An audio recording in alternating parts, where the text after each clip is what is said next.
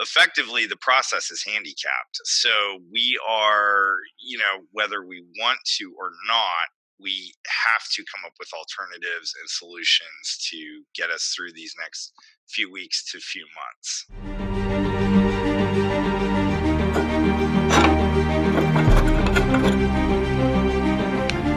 Welcome to the Old Fashioned Real Estate Show, where hosts Brian Leverage and Jeffrey Holst pour out old-fashioned real estate advice. 33. Hello there, guys. Welcome to this very unique episode of the Old Fashioned Real Estate Show. My name is Jeff Holst. My co-host Brian is here as well. Hey. Brian, you want to introduce yourself? Good to be here again. Oh, well, maybe under different circumstances, but nonetheless. Okay, great. And then we have a special guest today, Travis Bronik. Travis, do you want to introduce yourself and tell our audience a little bit about who you are and what you do? Yeah, sure. So as Jeff said, my name is Travis Bronik. I am an investor for the past 17 years. I invest across multiple asset classes, from hotels to commercial apartment complexes, single family real estate, and across multiple states. I've been doing that for 17 years, as I stated, and I've been an attorney for the past 12 years, located here in Michigan. Great. Appreciate you being on today. Oh, thanks for the invite. Appreciate it. Yeah, no worries, Travis. And, many people that know me know that Travis and I have partnered on quite a few things and that we've known each other since law school. And I'm really excited to finally get you on the show. I wish it was better circumstances, obviously. But I've got a couple more people that are joining, so I'm going to let them in real quick. All right, guys, we've just added a few more people. Like I said, we are recording, so if you want to turn on your camera, that's fine, but you have to be okay with being recorded. So anyway, so we were just introducing Travis, and we're just going to talk for just a few minutes about the situation we all find ourselves in, and then we're going to have a question and answer down at the end. So if you have any questions, we're just going to hold those to the end. So, all right, so Travis, Brian, what are your guys' thoughts on how to deal with tenants and potential cash flow issues? I mean, everyone's talking about that online. What are you thinking about that topic? Well, here locally, as I'm sure this is the case around the United States, there's essentially a moratorium on evictions, either, in the legal sense through fiat or, dictate, or in practical terms. Locally, the Hamilton County Sheriff just this past week stopped executing writs of possession. So effectively, the process is handicapped. So we are, whether we want to or not, we have to come up with alternatives and solutions to get us through these next few weeks to few months. And Travis, you're seeing the same thing in Michigan. It's effectively shut down for evictions. Complete shutdown. It's actually a little worse than that. So not only are the courts closed up, but the governor has put a moratorium on sending out possession notices for non-payment. It's a misdemeanor offense if you're to send out a possession notice for non-payment of rent. So they've actually criminalized attempting to property evict. Rights. Wonderful. Yeah, that's right. Yeah. Well, this is a world that we didn't think we would be in a couple of weeks ago. I mean, obviously things have changed quickly. So, all right. So we all are probably nationwide in the same situation where we are unable to. Hey, Steven, I just want you to know we're recording. So if you want to be on the video, it's cool. But just so you know, okay, I just added you in. Anyway, so I think that, that's a problem that everyone's dealing with. So what kind of strategies, and I'll start with Travis, what kind of things are you thinking about to mitigate some of that challenge of not being able to look at possession issues? Yeah, I think it's important to understand your tenant base. Go back through your files again, understand the people, payment patterns, right? If someone typically pays by the third of the month or is paying early and hasn't paid, there's a problem there. And it's probably warranted to reach out. As we always do inside of our portfolio, it's important to humanize the situation because we're all in it together. And, landlord, tenant, we need to shed those labels and we need to realize, again, we're all in it together. So we're going through and we're trying to be creative now with things like the security deposit, right? So the security deposit there is there for a reason. And, if this moves into April, right, with a non-payment situation, reach out, see what funds your tenant is working with. Are they able to make a payment? Some money obviously is going to be better than no money. So our approach inside of our portfolio, and we're about 500 units, is we're going to reach out to our tenants to see their particularized situation. Are you able to pay? If your rent was $800, what are you able to pay, if anything? We're not going to lead with using the security deposit at first, right? That's going to be something that we're going to follow with.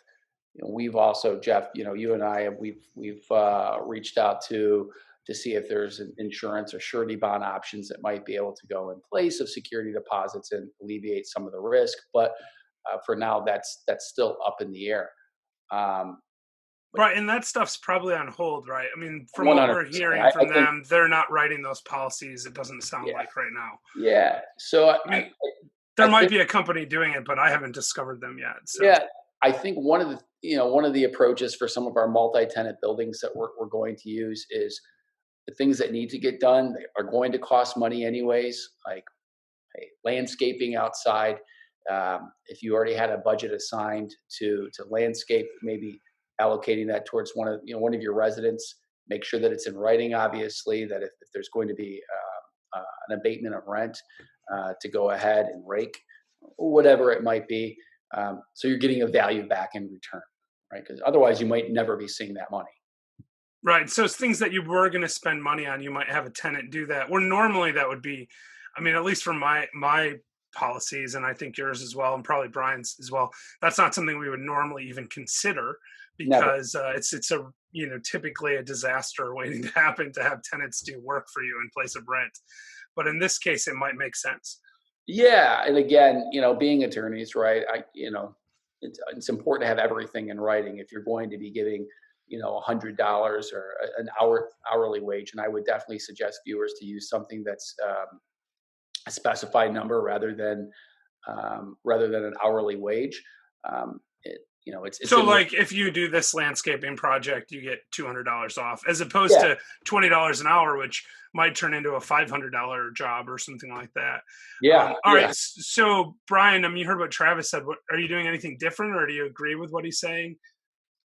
Yeah, I'm a little maybe more cautious about allowing your residents to do maintenance type functions, namely because of the liability issues with respect to insurance and things like that. At least on the multifamily stuff.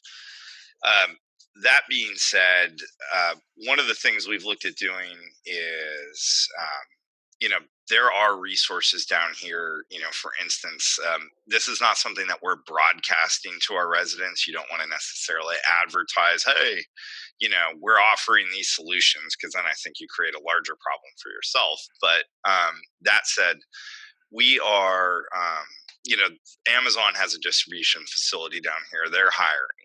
They're hiring actually across the nation. There's also large supermarket chains locally here that are. So we're putting people in touch with those resources. To sort of piggyback on Travis's point, the people that have good payment histories, et cetera, those are the ones you really want to work with. They're in this situation through no fault of their own. And so, that might mean abating the rent, or, converting some of the rent on an ongoing basis to like a promissory note, right? And then they sign that and it's notarized. And if you do eventually have to go back, to court to collect, it makes it a little easier to do so. That's one of the things we're looking at as well. Right. So for me, I'm thinking about, that kind of stuff as well. Like, I'm thinking like holding, maybe like saying to people, okay, what can you pay? Okay, you can pay half your rent. The other half is going to be amortized over the rest of the Exactly. lease. Stuff Yeah. like that. And then we're putting that in writing, to Travis's point, because I think that's exactly right. But additionally, well, actually a separate question. So I've been, reading a lot of different real estate investors online that have a lot of different opinions about how they should be reaching out to their tenants. Are you guys reaching out to your tenants now, or are you waiting until they're late to have these conversations? And I'll start with Brian on this one. We're taking a look at our pool and seeing, who works, what sort of jobs. So primarily your service industry and retail are going to be the hardest hit initially, in my opinion. You're already seeing, obviously, the restaurants and the bars have all been shut down almost nationally. We've had people that have moved here in the last week or two, put down deposit first month's rent, and they're like, "Hey, I don't have a job, and can I get my deposit back?" And I mean, the answer in those situations, unfortunately, is yes, because you don't want to have a non-performing resident or tenant in your property, right? Best to let them move on, try to rent it out to somebody else that can perform. So you're saying that if someone just recently moved in, you're basically saying, okay, and I'm assuming you had this actually happen, or you wouldn't have brought up that example. Yeah, You 3 basically times. just told them, okay, you can go ahead and move out now, and we'll just void the lease, and we're good. Well, they paid first month's rent, so we're keeping that essentially. Okay. They're surrendering possession. We're inspecting the unit to make sure that there's no additional damages or charges that need to happen in order to get it to be on the market again. And then I guess like you've got to be really careful. Like, I mean, just for the rest of you out there that might not be in this exact situation, Travis said in Michigan, it's not only not allowed, it's actually a crime to to try to get possession. So you need to be careful about that right now, I would think, to make sure you're not violating any of the laws, which are changing literally by the hour at this point. Yeah, and it's murky down here in the sense that our company council, we've asked, because we have a number of commercial tenants that we manage as well, and so some of them have reached out asking if we would be willing to abate a portion of the rent for April, etc. And we're sort of evaluating those. You want to be careful about precedent and whatnot in those situations, because if you give it for April, they're going to probably ask for it in May and maybe again in June. But is it better to have somebody that's paying something, or to have a unit that is essentially you're incurring expenses on, that's bringing in zero revenue? And I'm guessing that might depend a little bit on the type of tenant too, right? If it's a grocery store, your answer might be, you guys are doing okay, you're still open, you're running. But if it's a restaurant, I think that makes some sense, right? Or if it's if it's a store that's non-essential services and it's closed down, it's going to be closed down for the next while and have no revenue. Travis, are you feeling the same way? Like, what are you doing? Are you reaching out to your tenants in advance, like Brian's suggesting on some cases, or are you waiting until they reach out to you or don't pay? I'm waiting. I'm going with standard practice inside the company. I want to see what happens with April. Our collection was strong for March. We'll see what happens. We'll reach out to our tenants on a case-by-case basis. We do inside my company about 60% subsidized housing. And so for those tenants that have a part pay, right? So that means, the government may pay 50% and they may be responsible for 50% based on their employment status. We've reached out to them already to educate them. Please, if you've been laid off, you need to go ahead and talk to your agent so that the government can go ahead and pick up the remainder portion. That makes really good sense, actually, right? So if they're on a part pay and they lost their job, now they might have the government pick up the whole thing. Yeah, and yeah, exactly. Super important. And super important too. I don't know if maybe there's some people that are viewing that have subsidized tenants. At least in Michigan, I can speak to this. They've shut down the inspection process for all re-inspections, just for initial inspections. So new tenants that need to move in that are either homeless or moving to a new residence. But for the re-inspections, they're not coming out and inspecting. And what that means in our portfolio is that without that re-inspection, and this is probably very out in left field for people that don't do subsidized housing, but there's an inspection process similar to city inspections that you may go through. But without that re-inspection to come back and verify the repairs, they cut off the money. We go into what they call abatement.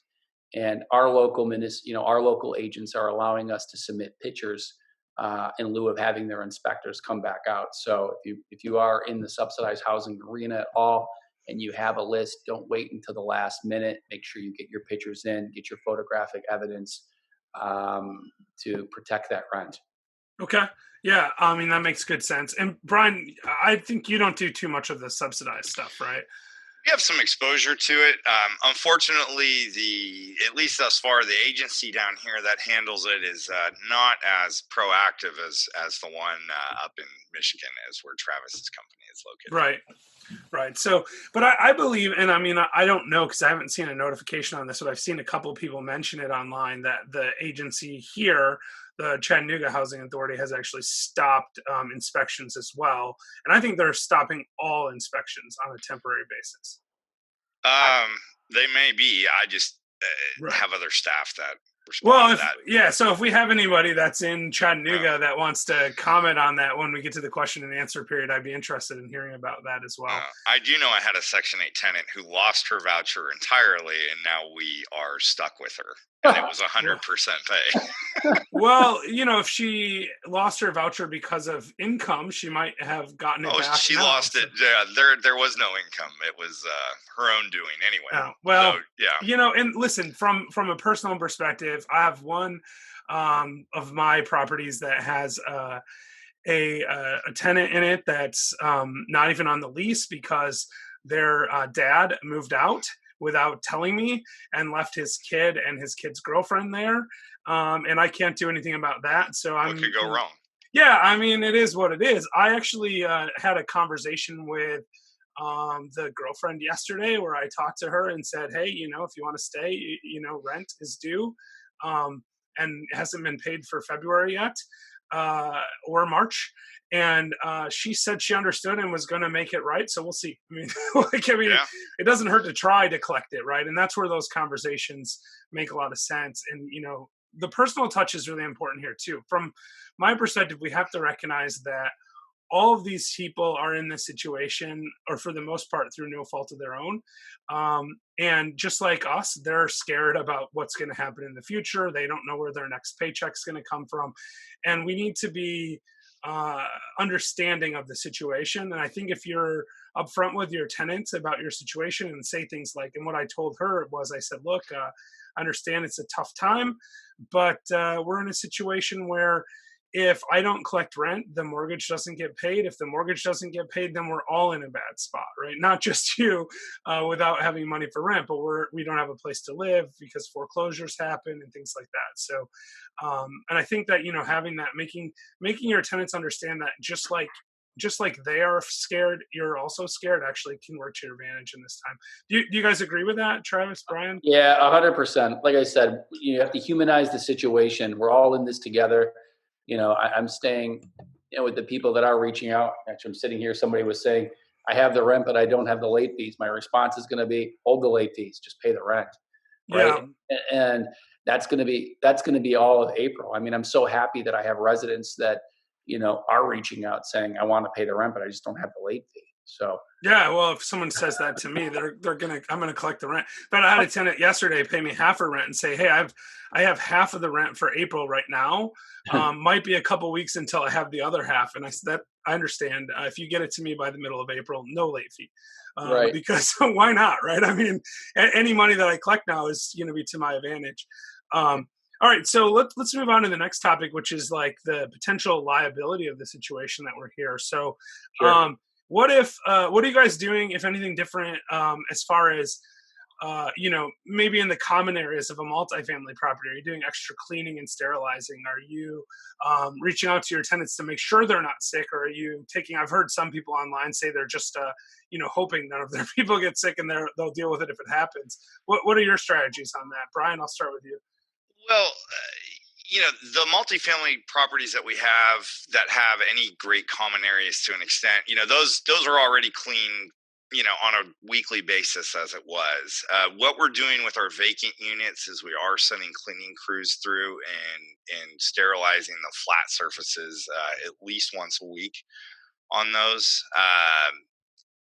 We, to our knowledge, don't have anybody that has tested positive. And again, some of that is lack of tests and so forth. And so, we may not know either. So we're just best practices, keep them clean, but we're really not deviating a ton from what we're doing in that sense already. Right. So you're taking a we're going to deal with it if it becomes a problem strategy, and we're going to take some extra steps to do cleanliness issues. Which, by the way, from my perspective, and I want to be clear, I'm not offering any legal advice here, and I know Travis isn't either when he talks. But what what I think is that, if we're making reasonable attempts to mitigate the potential exposure of our tenants, then that's all we can do. I mean, this is a disease that apparently spreads rapidly and quickly and easily, and we can't possibly ensure that none of us are exposed. There's no doubt. Like Brian told me today, he had a little bit of a cold, right? So, like, hopefully you don't have COVID, right? Like, I mean, but I mean, if you were exposed, I mean, how do you know? You can't prevent yourself from getting exposed. We certainly aren't going to be able to prevent our tenants from getting exposed when they have all sorts of potential points of contact that we don't have control over. Would you agree with that, Travis? I mean, in general? Yeah, in general, we have I've told my staff, my secretary, we have a strict don't ask policy, right? It's not how are you doing on the phone. It's strictly to business because I don't want to know. And it's not that I don't care. I just don't want to have the knowledge. Once I have the knowledge, then I might have a duty to do something, especially in a multi-unit complex. Now, as far as the cleaning, we went to twice a week with our cleaning. Now inside, especially the flat surfaces cleaning, we did that. It's interesting. I received from one of my insurance carriers, I received a form letter that came through the email. And so I picked on how to talk with potential residents about COVID-19 and the script that I should be using.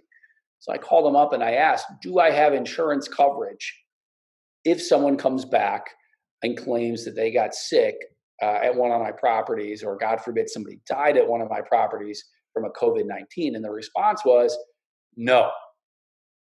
That was the response was no, you don't have coverage, but the silver lining was you have defense coverage.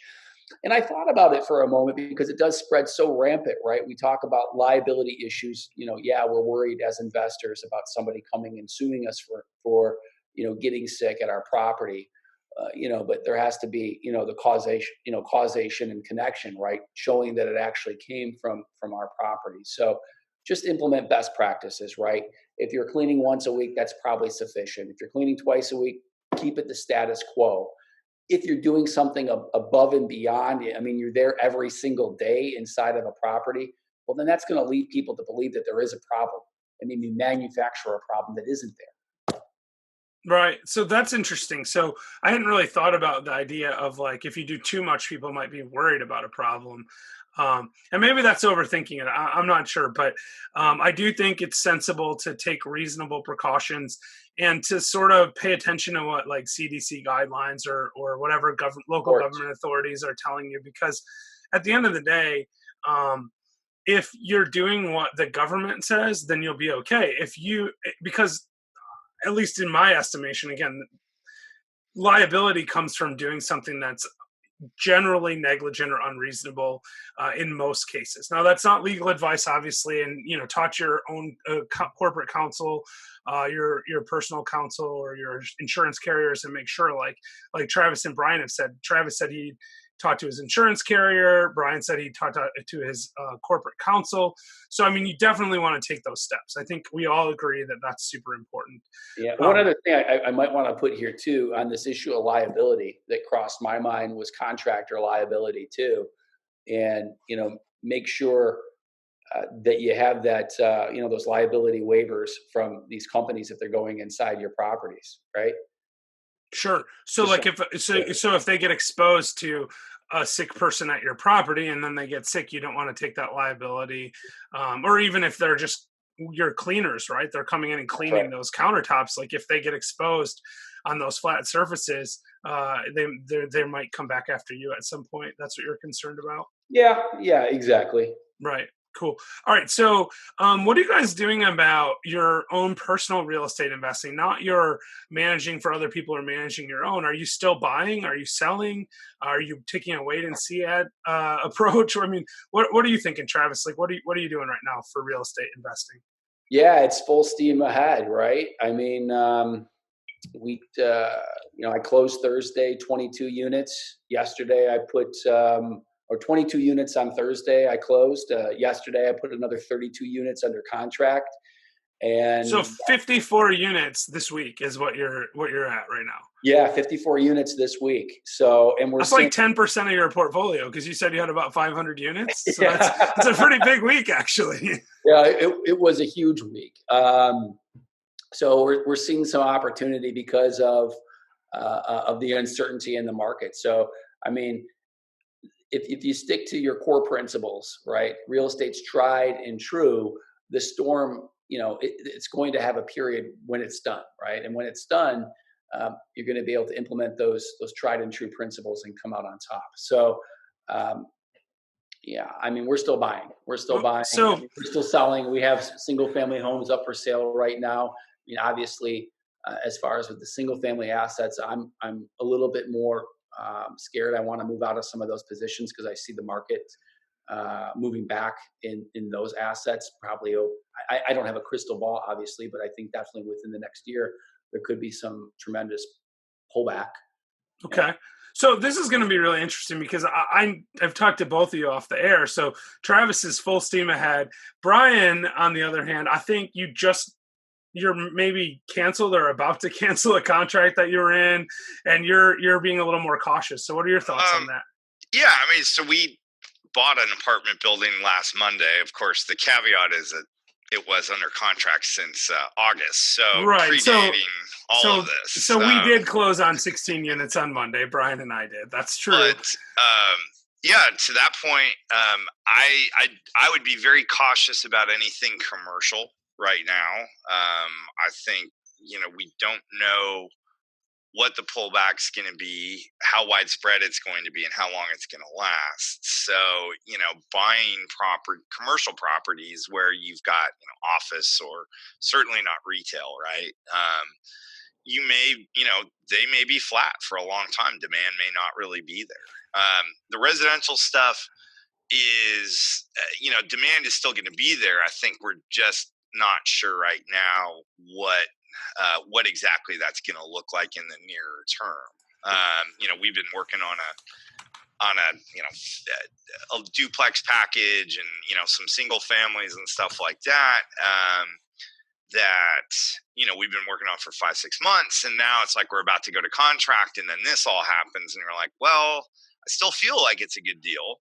So I mean, at the end of the day, I don't think you can't not do something because of the possibility that it may get much worse. I mean, it's just a case by case basis. I think, that one deal we can probably negotiate the clause in, and we're starting. I know we're going to probably get to that in a minute, but you're starting to see more clauses with these sorts of outs in them on contracts. Right. So you're referring to what people are calling a COVID-19 clause, right? This is sort of a brand new thing in the real estate world. Everyone's talking about it.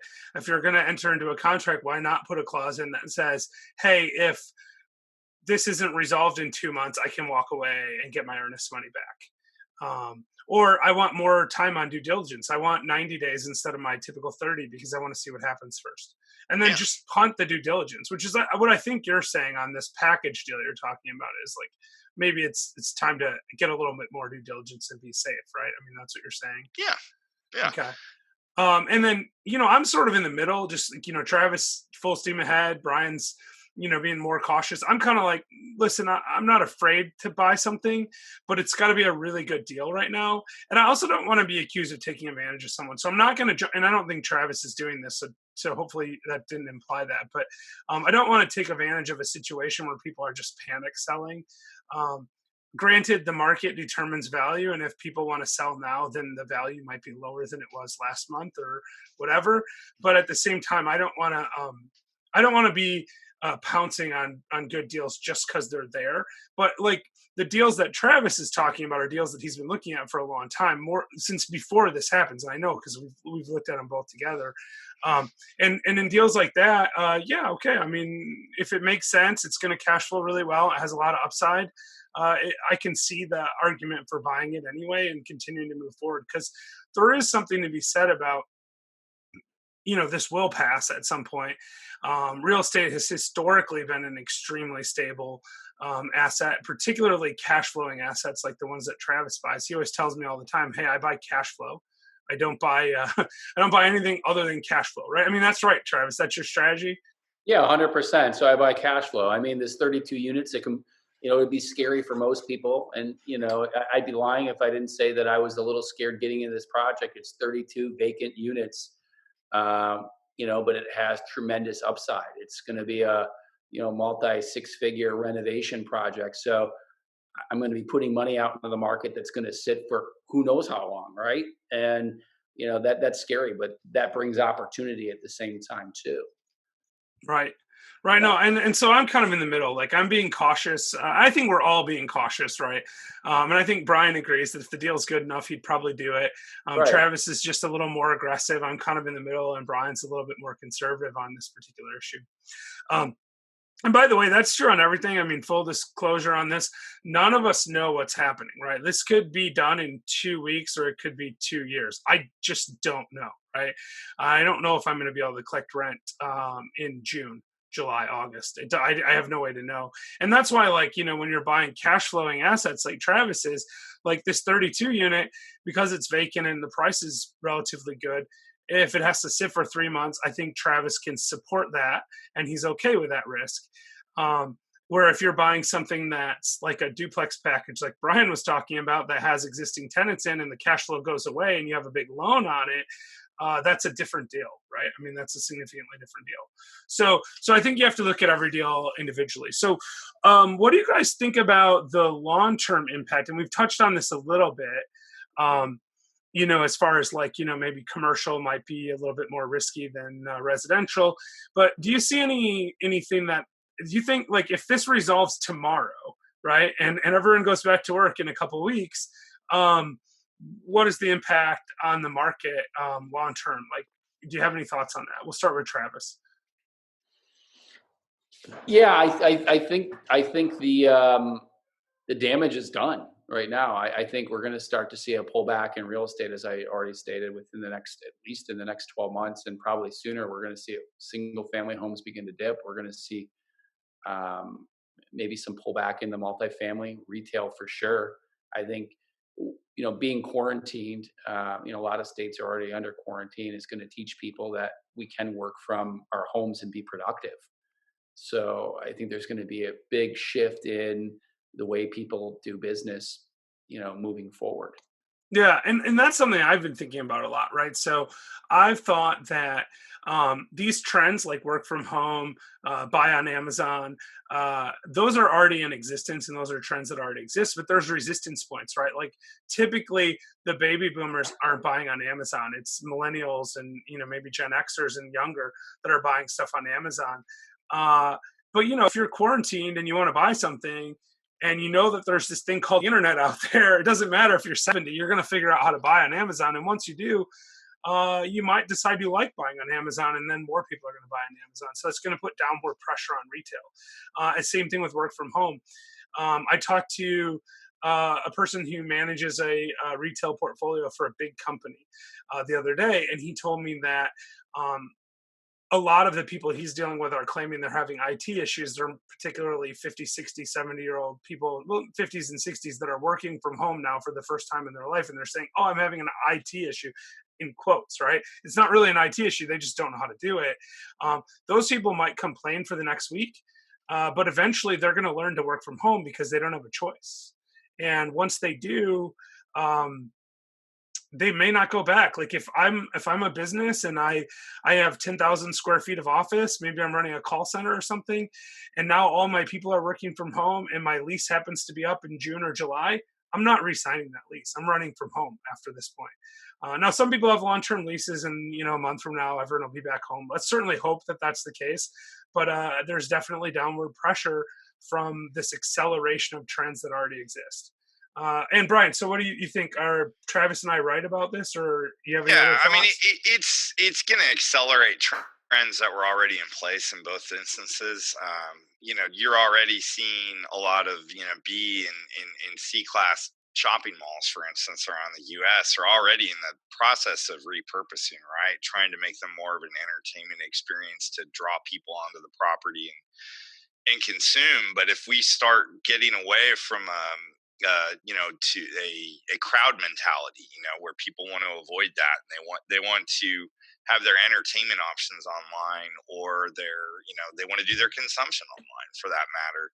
You're just, I think you'll start to see probably the trend towards even larger distribution hubs, which there's going to be some negative impacts to this, but I think there's also going to be some positive ones because you know, take the shopping mall, right? They're going to take the hit, but most likely who's going to be the beneficiary of that? It's going to be logistics, and industrial type properties, because goods still need to get transported and moved around this country Yeah. in order to end up on your front. And they need to be stored somewhere, right? So like Yeah. warehouse space might become a premium where like retail might become less of a premium.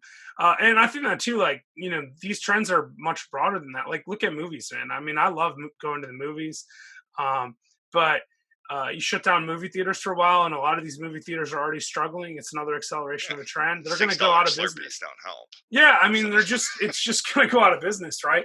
And like after a while, like the movie studios that are producing movies are going to they're already putting some of their stuff out on Netflix or Amazon or whatever. Like, well, they're going to put more of it out there, and when the big movies start coming out direct to consumer, then less people are going to go to movies. So like that industry might be in a lot of trouble.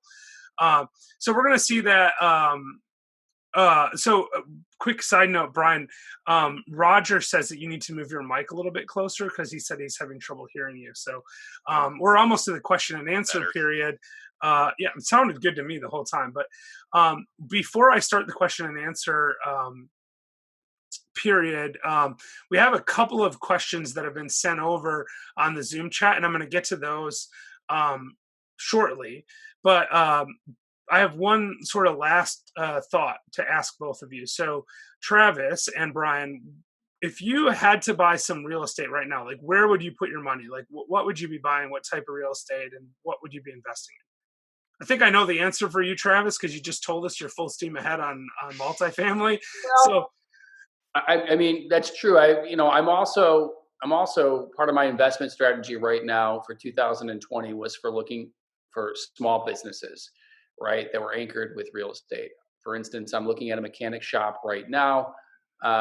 He's in place. We did one earlier, which was a sale leaseback on a triple net. So, I have another deal. So it's a mechanic shop. We have another deal in the works with a grocery store. Same sort of deal with a sale leaseback. I like them. I like small assets that have people that are in place. But yeah, it's multifamily, full steam ahead. All right. Okay. So, Brian, what about you? Multifamily.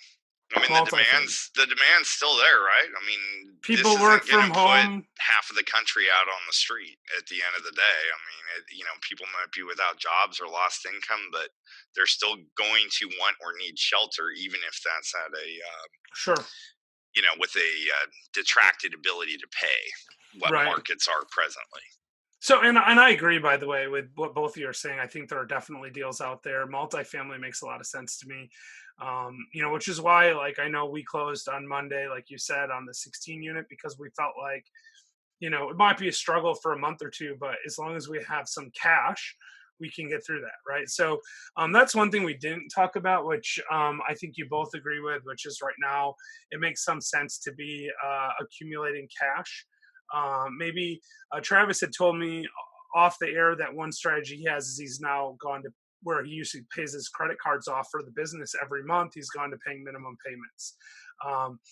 Doing things like not prepaying stuff, right? Like this makes a lot of sense. Like a lot of times we just say, oh, let's get this out of the way.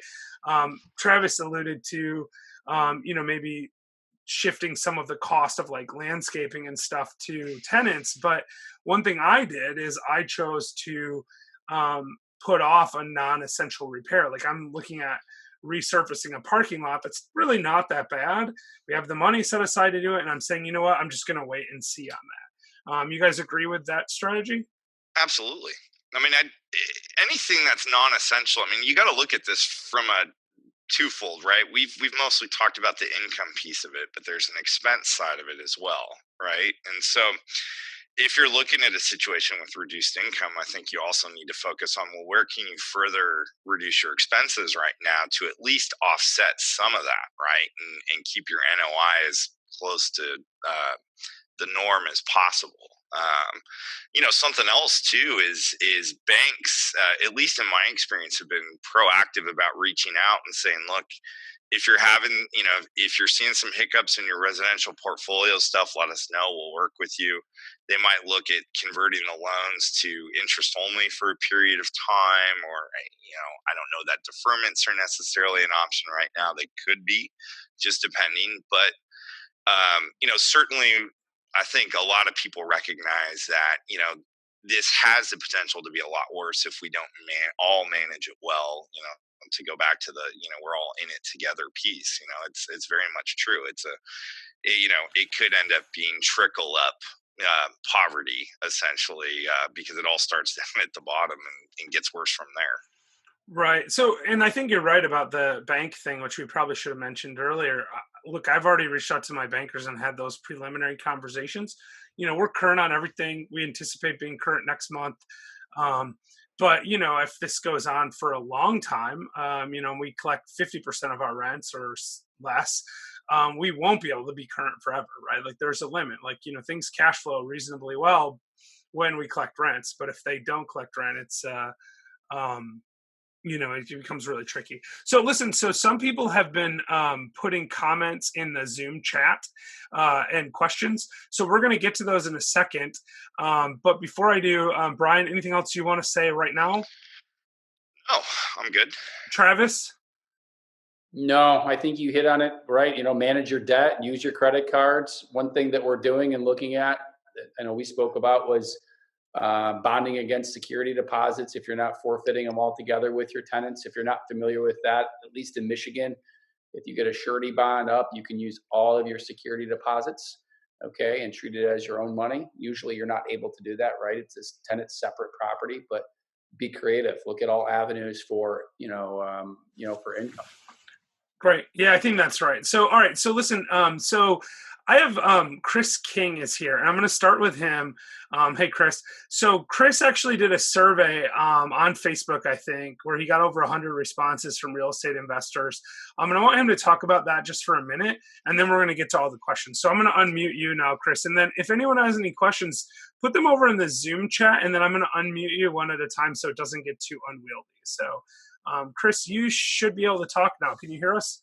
Yes, I can hear you. Can you hear me? Yes, we can. All right. So one thing specifically, if I can figure out how to show my screen, I've got a few charts. An overview of what we did, guys, is we're trying to understand the local Chattanooga market and what the actual impact is, because we're talking about all these tenants, assuming in the sense that they're not going to be able to pay rent. The main thing I wanted to figure out is what do those tenants actually think without asking my tenants directly. So I did an open market survey that was not tied to our property management company. With that, we've gotten 140 some odd responses. We know how to open up so I can show. I'm not sure if I can. Let me see if I can maybe make it so that you're. Let's see. Let's see what happens if I do this. Wait. I can change you to the host, and then you can share your screen. But if you kick me out, I'm going to be ticked. Okay. Hold on. I don't think you have to do that. All right. That's good. Let me see if I can do this. Oh yeah, good. You're sharing your screen. We see it. Everyone else see that? If anyone doesn't see it, tell me right now. Brian, can you see it? Okay, good. Yeah. All right. So this was specifically, like I said, the greater Chattanooga area. Anybody that put a zip code that wasn't in the greater Chattanooga area, I took it out. So I asked consumers or people, I said, how long do you think this coronavirus thing will last? Right now, a little close to half the people think 2 to 3 months. So that's kind of what they're prepping themselves for. Mm-hmm. I asked him, do you know anybody personally who's had the coronavirus? 90 some odd percent said no. A small percentage have said yes, and that's been more recent later in the survey. This survey started Friday night, and it's gone through today, and will continue to go on. So the people that have said yes were more recent, right? More recent, today and yesterday, mostly. All right. Is the virus dangerous? And they were able to say 1, 2, or 3, 1 being not really, 3 being extremely. A large chunk of people said extremely. Have you had any symptoms that could be coronavirus? Another one that just kind of gives you an idea of who's actually been impacted by the virus itself and not just the economic strain. Then on this other section, this is a little bit more about layoffs and who's worried about their rent or their mortgage. Breaking it out by age, you'll see I did a color scheme throughout where green was always kind of the answer the investor wants to hear, and the yellow is kind of the and red is the not so good, using the red light, green light. Majority of people have not been laid off entirely, and even the majority of people haven't been laid off at all. You break it out by industry, and the places where we've started to see some of this yellow and red, of course, bars and restaurants, but even a lot of them said they have not been laid off yet. You got retail services and sales. I've had a small blip here where a few people said they have. But Chattanooga specifically, oddly enough, has not had the impact to the actual industries that some of the probably 40 or 50 of the survey respondents were not from the Chattanooga area. They were from Atlanta or somewhere else.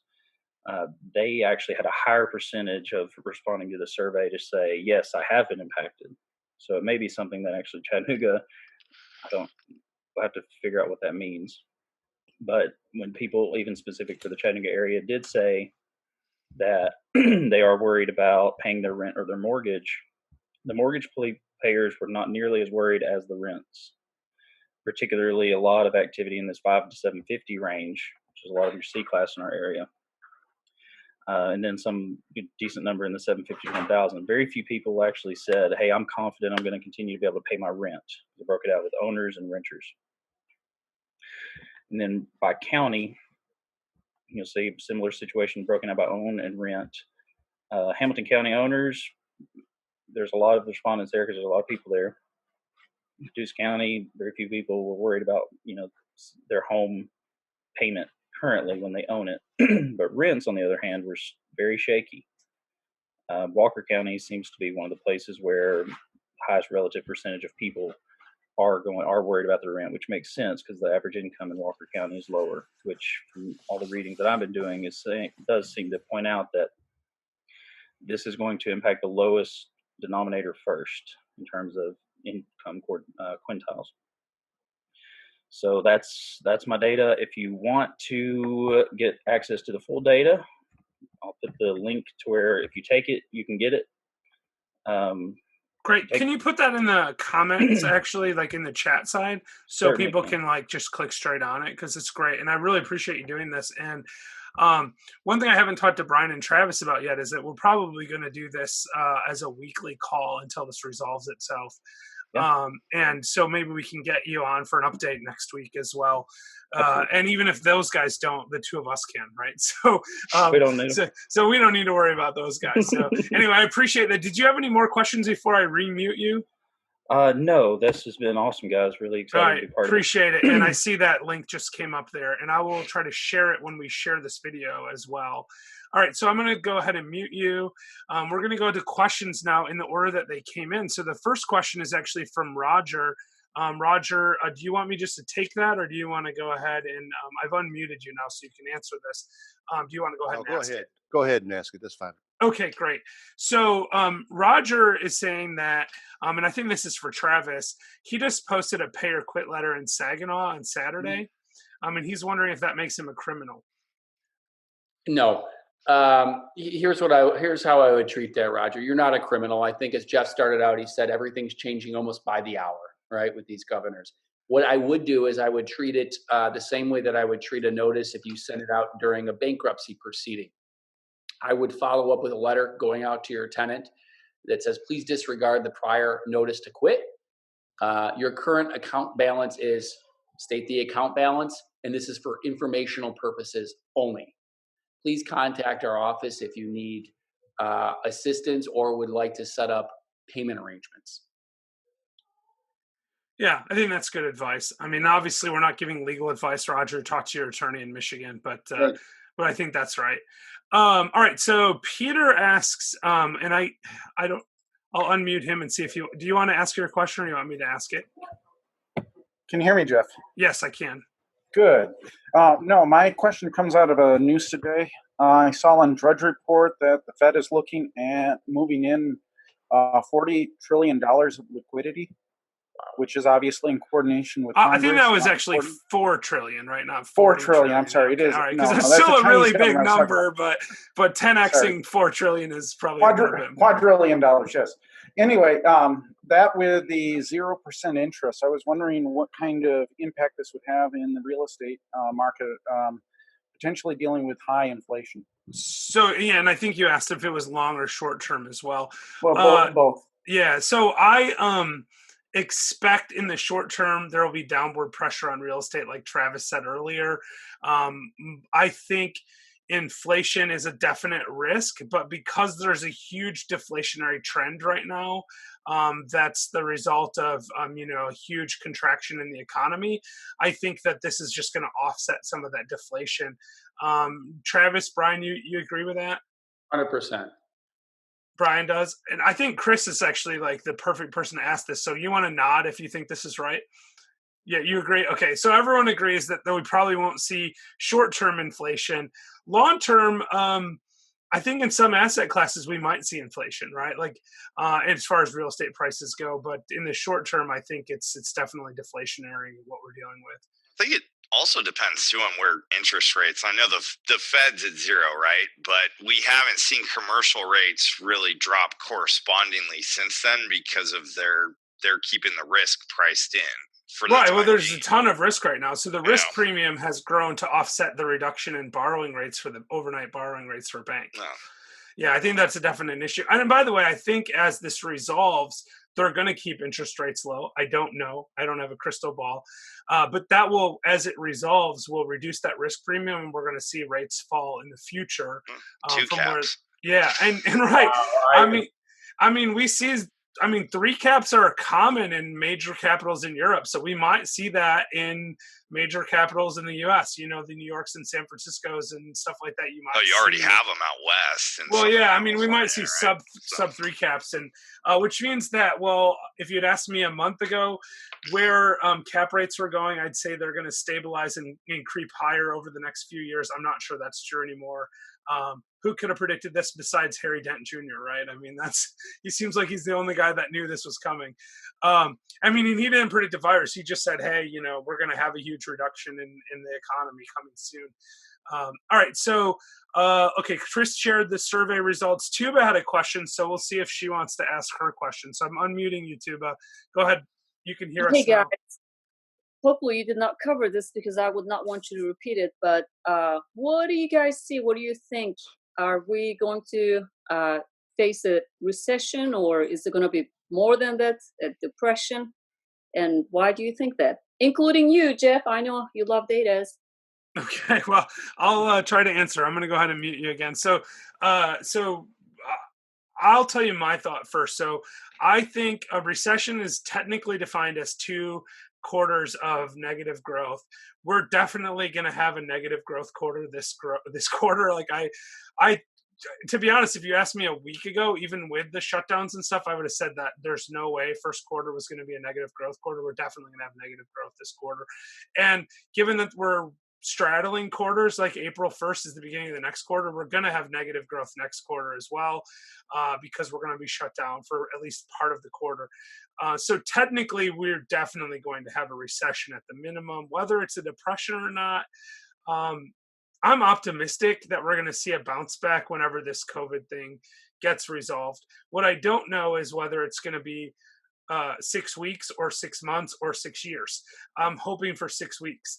I have no way to verify. I mean, I'm not a virologist or whatever, and I don't even think those guys know. So I think we're in for a whirlwind, and it's kind of like I was watching a thing with Neil Bawa the other day. Neil Bawa is a multifamily syndicator and investor, and he said right now it's like you're looking into the event horizon of a black hole.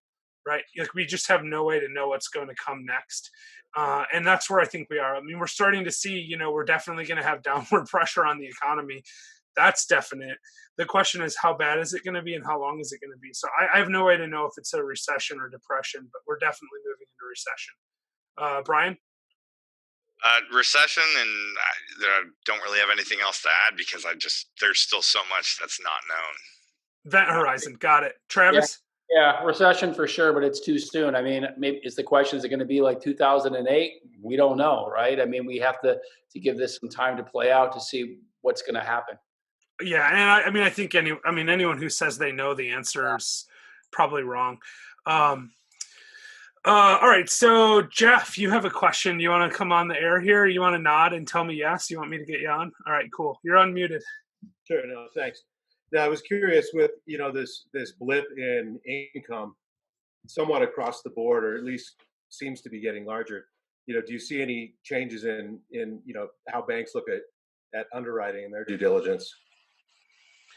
Yeah, so for me, I have started to see that. I think in the residential stuff, they're still kind of full steam ahead, and but what's going to happen there is appraisals are going to start to fall if values start to fall, and that's going to affect that.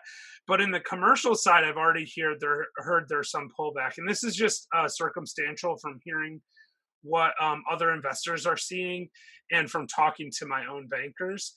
So I don't know that they've had enough time to fully digest it, but they're certainly looking at everything a little bit more carefully than they were a month ago. Brian, you agree with that? Yeah, I mean, I think they're taking a harder look from what I've heard. I mean, it's deals going forward. They're going to look at the operator and your level of experience, capital reserves, etc. So whereas, like in the case of multifamily, everybody's been trying to pile into that market the last few years, which is why we've seen prices head in the direction they have. As everybody chases yield, you might there might start to be some benefits where this is going to chase a lot of people out, and you might see some price fall, and then again you're competing with people that are a little more knowledgeable and experienced in what they're doing. It may be better actually. So And Travis? Yeah, I think the banks are still there for the multifamily. Obviously, retail's at a standstill. Hospitality standstill. We're getting crushed right now. Um, but I think the banks are kind of like it's wait and see. And I agree Right. with Brian that if you're a good operator, they're going to be looking to you, right? Maybe to take some more debt on. What projects do you have going, and how can we help you? Right. And I think that's right. So the only thing that I would add is that there is a little bit of a wrinkle in that we don't know what the stimulus is going to look like. And so while underwriting might be tightening up right this second, if there's a tremendous amount of like SBA loans available for hospitality industry, for example, that might re-loosen some of that underwriting. If there's 0% interest loans that people are sort of throwing out there as a possible stimulus package, do materialize, then I think we'll see banks getting a little bit more aggressive in that again. Because, the truth is, the banks have to be super, super careful with portfolio loans, stuff they're keeping on their own books. But if there's a secondary market out there for this whatever debt instrument, the banks have to be less careful. They're just churning it, right? It's just a transaction for them, and they might service it, but they're not taking that risk. And I think that we'll see a lot of flux in the way that banks are looking at individual loan lending products over the next little bit here. You guys agree with that? Yeah. Okay, cool. So that's all the questions that have been sent over the chat thing. So if anyone else has any more questions, they can send them over. Otherwise, I'm going to quickly go through because there's not that many people on the line. So Wally, did you have any questions? You can just shake your head yes or no. You're good. Chris, anything else from you? You have one more. Okay, good. I'm going to unmute you again. All right, Chris, you're back on. So in relation, I've been planning and waiting for something like this exact thing to happen. And so when it comes to researching what causes a recession, Wait, hold on 1 second though, Chris. So when we met the other day, like a couple of months ago, why didn't you tell me that there was going to be a terrible virus that I needed to prepare for? Like, if you've been planning for it, like, I wish you had mentioned it to me like 3 months ago. It would have been really helpful. Well, I think I did. Just nobody heard me. Yeah. You definitely didn't tell me about the virus. The COVID-19 specifically. Yeah. You're right. No, you never know what the catalyst is going to be, and that's really what this whole thing is. But what you can tell is whenever things start to become a little more pushed to the limit, So cap rates getting as low as they've gotten has been an extreme indicator that we're going into really tight territory where a small drop can make a large impact because of how leveraged it is and because of how tightly wound we are with our cap rates and similar type of investments. Um, when the market perceives risk as less than what it is, it gets too optimistic. Everybody has surely heard that, over the last year, um, historical price to earnings ratios and things have become huge. I mean, you're looking at Amazon was what, at 200 at one point, price to earnings ratio. So at that point in which I noticed that, I actually shorted Amazon a year ago whenever it went from what, $1,500 to $1,200 in a couple of days because they had a good earnings report, but the revenues didn't hit as high as what everybody said. And whenever I saw that, I knew personally that it was a risk.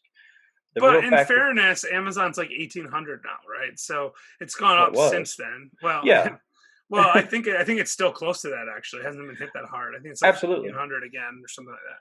No argument there. It's just the market, in my opinion, trying to get back to where it is. But as things get closer to the edge, the closer you are to falling off. Specifically, when something turns from either recession to depression or a little blip in the road to an extreme event, is really based on what the leverage ratios are, how debt to incomes or debt to values and those types of things. That's one of the things that caused the 2008 crash to be so extreme. So one thing I'm keeping an eye on specifically is trying to research deeper and deeper as to find out how close I can get to the source of how leveraged are homeowners, how leveraged are businesses, how leveraged are industrial, all those factors, and whichever one hits that dip in the road enough to hit that leverage point, that's where you're going to see contagion financially. Sure.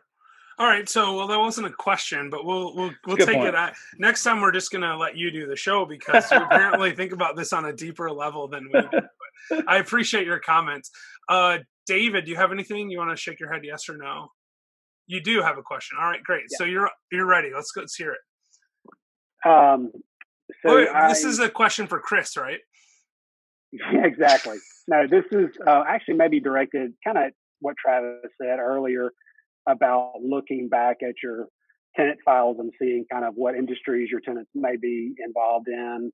I, I have a weekly newsletter I've been reading, or it's a financial newsletter I've been reading for a few years now. And the gist of, they're very kind of even keeled and they're not dramatic or anything, but the point was brought up about unemployment and how a lot of these businesses, say the service industry, are laying off their entire staff to force the government to support workers with unemployment benefits. Do you guys have knowledge of unemployment and kind of how that might actually, how you might be able to, that might be transparent with your tenants? Like, hey, are you guys getting unemployment? Do you have the ability to pay, or can you pay some from the unemployment that you get if you're in this situation? I'll take that. Again, I think it's case by case. You need to know your tenants and when they pay. If right now, if they're, tenants that are paying on the third or paying early on the, before rent's due, they're going to continue to do it. If they're not, there's something that's there, and you need to reach out to them and say, "Hey, Tom, I just wanted to see how you're doing." Sorry, I said don't say that, but hey, Tom, I wanted to make sure, everything's okay with your job, right? Everything's okay with the rent. Yeah, everything's okay, or I'm going to be a little bit late. Again, humanize with everybody. Just say it's crazy what's going on out here right now, right? I mean, that's what I say. Whether people believe what's happening or don't believe, that's up to them, right? That's their own personal belief. It's happening, right? But it's crazy what's going on out here. I just want to keep an open line of communication with you. If you need anything, reach out to me, right? I mean, you are the landlord at the end of the day. It is your property. So you have an open line outside of rent. You can call and make sure. Any problems at the house? No, there's no problems, but this is happening, right? People are going to want to tell you. I mean, that's my experience. People are going to want to tell you what's happening in their life. They're going to want to put you on notice that something bad is happening to them and they're not going to be able to pay. That's provided you did the screening up front, right? I mean, there's going to be landlords that are going to be in a world of hurt that put anybody inside their property just to fill a space, right? And there's people that don't have the character and the backbone, and it's going to show, especially with, eviction moratoriums right now. There's going to be a percentage of tenants that are going to say, I'm not going to pay. And that's going to happen even if they did have the character and backbone, because they might say, I don't know where my next paycheck's going to come from. And you know what? Rent's going to go on hold. I saw something crazy. I don't know if anybody else has seen this, but there's actually Facebook groups right now that are like down with the landlord, all over the place, that are advocating a nationwide rent strike. It's absolutely crazy. Jeff, have you seen this? I haven't, and I'm not going to look at it because I don't think it'll help me psychologically. Don't look at it, but I mean, it's absolutely crazy.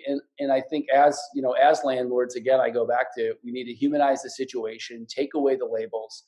I've been highly, highly successful over the course of 17 years in multiple, asset classes, from, D class all the way up into A class, because I'm able to relate to people. Just relate, put the money aside for a moment. Yes, it's important.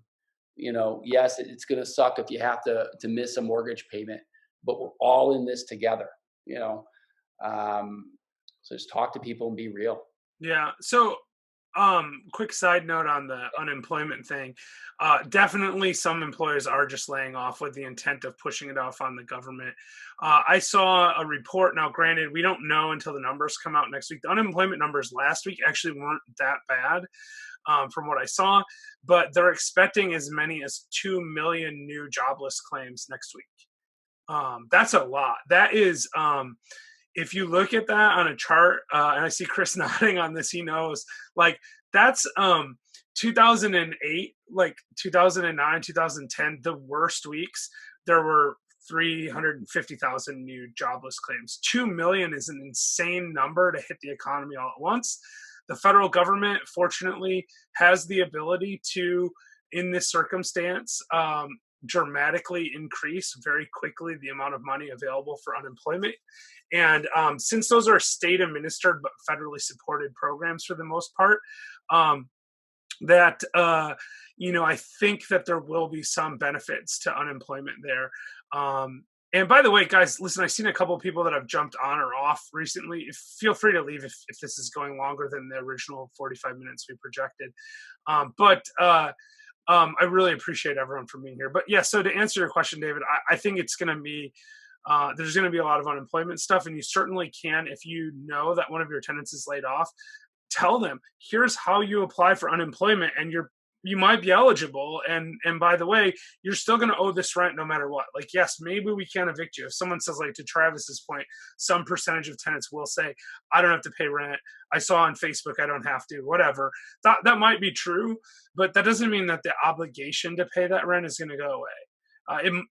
It might, but if it does, it's going to create a lot of hurt for us. I would collect as much rent as you can, because I don't think the government is going to forgive rents, but there's always that possibility the way things are going. We just don't know. But I would just remind your tenants that not being evicted doesn't mean you don't owe the rent. And that when it's time to, when this ends, and it will end, you're going to owe this rent. And so you're better off to pay it now. And then you're not going to be subject to late fees. You're not going to be subject to, other penalties, whatever it might be. And you're not going to have a big pile of debt. But on the other side of that, if I'm trying to decide if I'm a tenant, and I don't have income, and I'm trying to decide between buying eggs and bread and paying my rent so that my kids can eat versus I'm not going to get evicted, I'm not paying my rent. I'm just going to be honest, right? Like, we have to recognize that if they really don't have the money, and all they got was, maybe they normally make, $600-700 a week, and now they're getting $100 a week from unemployment, or 150 or whatever it might be, they're probably not paying the rent. I mean, I think it doesn't matter if they have $100 a week. No, listen, when these stimulus checks come, if they do come with $1,200 a person, $2,400 a couple, and they have a couple kids and they're going to get $3,000, believe me, I'm going to be calling my tenants and saying, hey, I'm going to waive all the late fees if you take your stimulus check and pay me the rent, because I want that, right?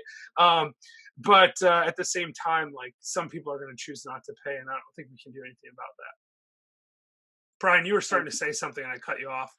Well, no, I just think the decision with the majority of employers is, they're no different to use than your tenant analogy. They have expenses, they have debts of their own that have to be paid, etc. So, typically I think the decision to terminate employment in the vast majority of instances is just one of, hey, we're trying to stay alive and do what we can to stay afloat. I mean, as you and I are aware, at least locally, a number of strong performing restaurants now have gone to some of the lenders that we work with and are saying, hey, we can't make the payment coming up for April because business is Right.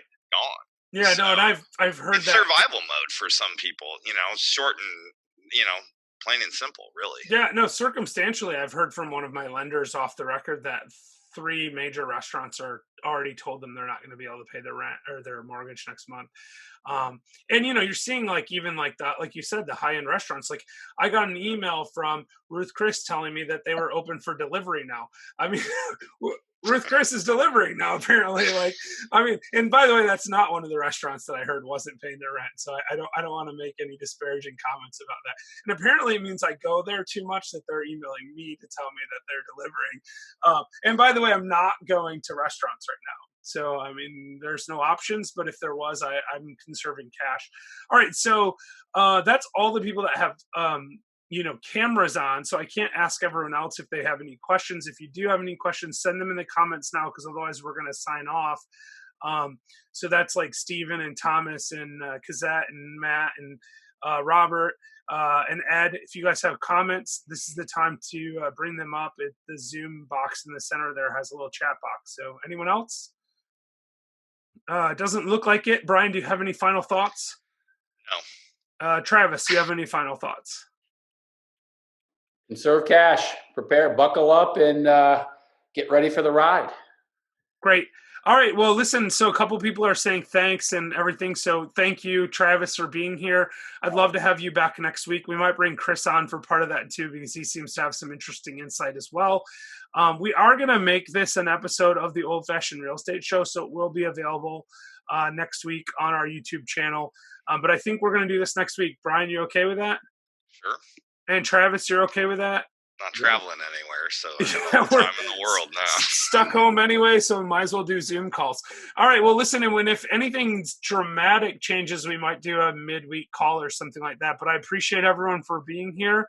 And next week, I expect you all to pour yourself Old Fashions so that you can, celebrate the Old Fashioned Real Estate Show. And my drink is about gone, so it's time to be done. Brian, did you finish yours? Yeah. Okay, yeah, so we're done.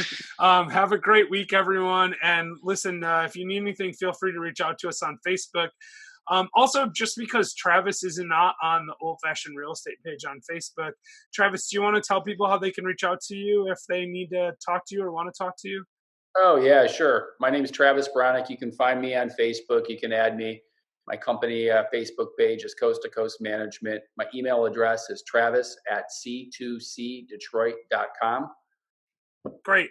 And I'll put that up on the comments too when we post the video so that people can find you there as well. All right, guys, thank you. I appreciate everyone being here, and we look forward to seeing you next week, hopefully under better circumstances. Thanks, guys. Thanks for joining us, guys. Have a good day.